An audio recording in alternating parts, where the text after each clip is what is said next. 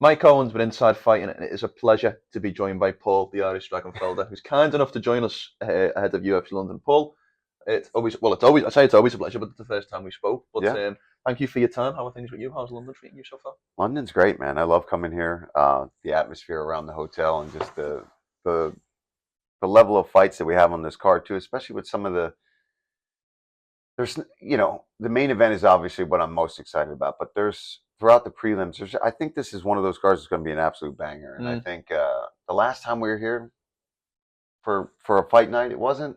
It was kind of a slower night, and I mm. think this is going to be the complete opposite. I think it's going to bring back that same energy that we've had before at the O2. So I'm very excited, and obviously a Philadelphia guy in the main event, Mm, Leon Edwards, who seems beyond motivated to mm. try to get back to Muhammad. So I'm excited, How many UFC Londons have you done now? man. I've done at least 4 or 5, I think, Mm, at least. mm, I worked. I forget when the first one was, but it had to be 4 or 5 years ago when we were coming over mm, here. So, but I love the city. I mm. love going out. That's why I was up super late That's why today. this is filmed in the afternoon rather Yeah, than the morning, it's but supposed we'll to be leave like that there. 10 a.m. potentially, but yeah. No, I've been having a great time, man. I love walking around. It reminds me of Philadelphia in certain spots, some parts in New York when you walk around Mm, the city and you kind of realize, oh well, yeah, you guys had it first. mm. We're just replicating that architecture. We had the pleasure of speaking with Amanda Hibas yesterday, and we asked Mm. her. She told us she'd had fish and chips. She told us we think it I was more. have. I haven't had fish and chips yet, We've got to but get you I've some been fish to and so chips. many amazing other restaurants, which is unique for me when I'm here. Usually, I am doing more of the Mm, traditional stuff and going out, sinking some pints, and fish and chips, and all that. But we went to an amazing Indian restaurant while I've been mm. here. I had an Italian spot last night, so maybe tonight will be the night I'll get some traditional battered up fried stuff. We can make that work for you. Don't you worry. What are some of the differences between calling fights in the UK and calling fights where you're predominantly doing in the US? Well, I mean, obviously, when you're working at the Apex, it's just much more going to your office job type of Mm, a scenario, right? mm, It's so familiar. We're there all the time. yeah. I know where the dressing rooms are. There's a gym there. I do that. There's no real travel other than just going back and forth to Vegas, which I do all the time. But the energy around the hotel when you're here in London and the UK, the fans are everywhere. When you walk around, people are excited. We got stopped several times last night by people that were either going to the fights or disappointed that they're not going Mm, to the fights. And I just think since we don't come here as often, when we do come here, it feels like a celebration. It feels like everybody is just really amped up and just they show it, and everybody's mega fans here that mm. are outside of the hotel. And everybody's been respectful too, which is Yes, that always makes good. a big Yeah. difference. Yeah. Because Uh, there's some cities where that's not the case. They might be where? fans, but I don't want to say I don't want to get I don't want to get in trouble. Okay, I'll let you off. We did our research. We did our due diligence before we sat down. I believe you have a degree in acting. Is that Yes, correct? yeah, yeah. I went to University of the Arts, which is no longer a university. Okay. Just last year, they screwed up the funding, and there was some shady business that went on. And yeah, so now my alma mater is actually not in existence anymore. But yeah, I went to school for theater, to be very specific. Mm.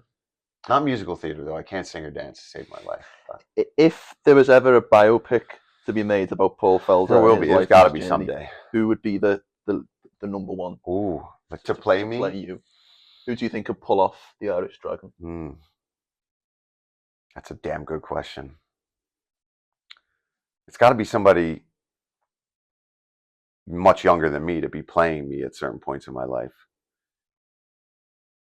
I mean, Where do you think that film starts? it's got to start in South Philly. No, I mean like what age of your life?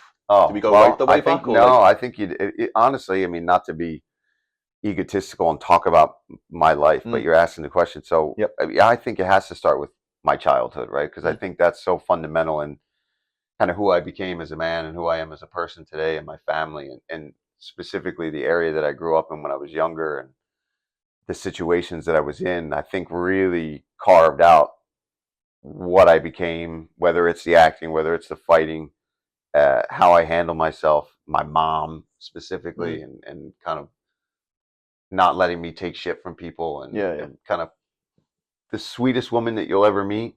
But when that switch gets flipped, just like me. Like I Mm, try to be very respectful, very nice to everybody. mm, You can see it in my fights. You can see yeah. it in when I was rolling with John Gooden yesterday and he bumped me in the groin, he knows it. It's just, it doesn't take long to switch that. So I think Grace Ferry, where I grew up as a kid in South Philly, would definitely have to be a cool part in that movie. I don't know who would play me though.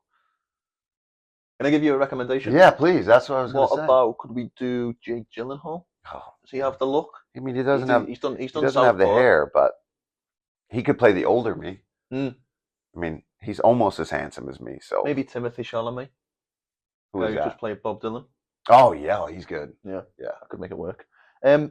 You mentioned Philly there. Philly is known both fictionally and non-fictionally. Yeah, known very fictionally. Yeah. No, I meant it's known as a fighting right, city, because of the from movies. From a fictional sense and from a non-fictional sense, where some of the fighters who have and are coming out of Philly. What in your opinion makes Philly a fighting city? Well, we were kind of already talking about it too, right? That certain parts of England and the UK, that you just get this working class mentality. And you get people that are just raised to not take. Can I curse? You're more than welcome. Yeah, to just can't take shit. You know what I mean? And are also taught from a young age to stand up for yourself, and that's something that I know that was taught to me. Right? You kind of have to be able to survive in certain parts of the city and certain places in the world. But also along with that, I think there's a respect. You could see it in Sean. You can see it in me. You can even see it in Joe Pfeiffer and a lot of these other guys from the Philly scene, where hard-nosed in there, but outside it's nothing but respect until it's time to go. And I think that's definitely just our upbringing. Sean's from the Northeast. I was from South Philly. And it's how you come up. We're a sports city too, right? We're a competitive area. Of course, yeah. I mean, Super Bowl champs this year as well. So I'm just going to throw that in. Go Birds. How much do your knuckles itch when you're commentating on fights? You know, it's funny. Do you get the itch? I do, but not so much even when I'm calling the fights. I think it's more when I'm back training and seeing the guys train. Like, I was not one of those fighters that hated the training camp, hated the grind. Like, I love it, and which is why I've done so much endurance sports and stuff after retiring, because I gotta have that in my life. So that's when I get the itch, because I still feel, other than my hip, everything else still feels really good. I feel like I'm still very competitive when I go and train with those guys, other than, you know, the top dogs, and I'm not in there every day, but I still got it, you know, and I think that's hard to live with, and that's when I get the itch. Not so much when I'm calling it, but when I get in the room a little bit, when I crack pads, and I still feel like the timing's there. I'm like, God, could I squeeze one more in? Could I have just a fun fight? And I've come really close. I got back into the testing pool a couple of years ago. I was going to do it, and you know, I just started thinking about family and all the other things. And why did I leave in the first place when I was in my prime? And that's what you got to remind yourself of. It's easy now that you're past it, and maybe you don't have the battered body anymore. You're not going through 2 or 3 training sessions a day. So it's easy to be like, oh, I could do it, but I'm not in a full training camp. It's easy to go have a good spar and then be like, oh, okay, I still got it. I don't have to do strength and conditioning after that, then go grapple at night, wake up in the morning whilst eating a very limited calorie diet. So. Well, my next question would be, because most fighters do return when they come out of retirement. You retired actually fairly young. It was 36 you retired? Yeah, 35 or 36. 35, 36. You know, we've just seen Mike Tyson make his return at 57 years of age to fight a 26-year-old, which we'll leave that there. Please. If you were a betting man, do you think you fight again? No. Okay. Yeah, I don't. That's it. And if I did, though, it wouldn't be full MMA. Like, I would love to do a Muay Thai fight. I would love to get you and Liam Harrison in a ring in the UK. Dude, he's coming to Philadelphia to do a seminar in May, and I already reached out to him. I think me and a couple guys, I know Sean wants to go. We're going to go and check it out, because that dude is no. Don't put me in a ring with Liam Harrison. Let's find somebody way lower down. He's a lot smaller than you, though, in fairness. Yeah, but he is. I love that guy. Yeah, I love that guy. I could watch, like, that's where I nerd out. Like, I will be on an airplane watching YouTube videos of Liam Harrison and Haggerty. Jonathan Haggerty. You are a man after my own heart, because I do the exact same thing. Just the technique on those guys is so on point, and it's so different between the two of them. You know what I mean? Yeah. Like, Haggerty is he's as smooth as you get, and Harrison, he's more like me. Where I wish I could be like Haggerty and how smooth he looks. Don't have the flexibility. I just don't have the natural same athleticism that kid has. But I'm a lot more like Liam, where it's just you know. Well, if it's any consolation, I'm like neither. So I'll be like one than the other. Talking about a guy who's got perfect technique, who's got exquisite technique, I like to ask fighters about, especially when we have a dominant champion in the lightweight division, as we do in Islam Makhachev. I Yeah. like to ask fighters, past or present, take your game out of it for a second. If you were building a game plan to defeat the champion, what would you feel like would be the key things that somebody would need to implement? Man, if we're talking about Islam, for sure, you've got to be physically strong to start. Like, you can't be in there with that guy if you can't match that level of strength that he brings to the table. So that's number one. Like, you've just got to have some real strength. You see Charles is a freak, and he's pretty strong, but he just couldn't handle that. A lot of these guys can't handle that. And I think on top of that, you've got to be able to wrestle, not on his level, but enough to be able to counter. And I think that you've got to be a phenomenal striker with real power. You've got to have you've got to be able to hurt him several times throughout that fight. We saw Poirier be able to do it. He's got the power. He's got the strength, but I just don't think he could match the wrestling with it. So unfortunately, it sounds like we're making a superhuman when we talk about what it takes, because that's what you're trying to be realistically. And I think more than that, you've got to have a mentality and just a self-belief similar to what Conor had when he was first starting out, where it was almost delusional how much he believed in himself. And I think to beat a guy like Islam, that you got to be somebody a little crazy and a little out there to be able to do it, because he's so dominant that there seems to be no weakness in him.